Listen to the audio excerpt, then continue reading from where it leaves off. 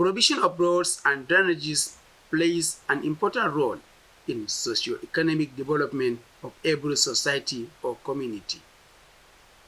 This is Wanzamari Street at Hausari, Damaturu Central Ward in Damaturu.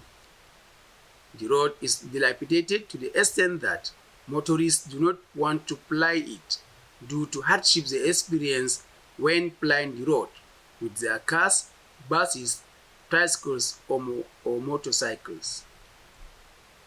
Speaking to ITV News, some residents of the area take cry over the bad nature of the road, adding that no matter what emergency issue one has, could not get motorists to take their patient or victim to the nearest health facility.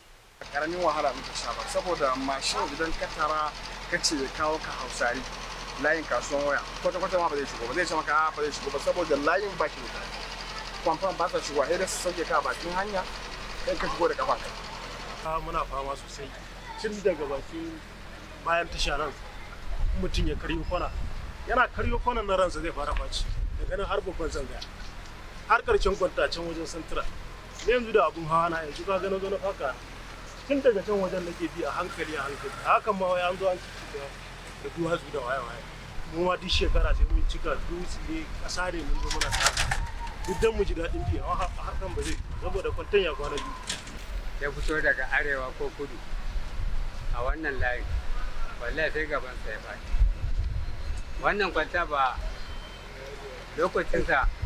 lokacin bukara ba aka yi to amma har yanzu ko gyara haka Fatima ba kuma they call on the state government under the leadership of Governor Maimala Buni to come to their aid by repairing the road or providing new asphalt. Muna nika gogon baran mu ga mai girma gwamna da ya taimaka mana ya agaza mana wannan watan namu gaskiya mana fuskantar matsaloli da dama ya kamata a taimaka mana Damaturu Central tausaya mana a zuba mana kwanta.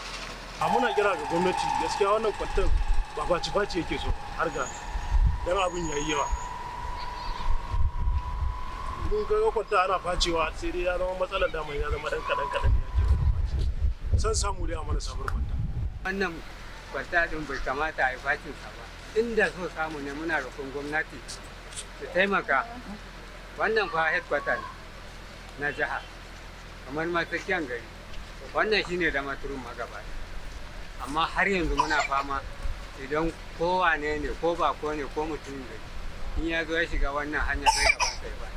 The residents express optimism that with this appeal, the government will do the needful to bring succor to the residents of the area and the motorists plying the road.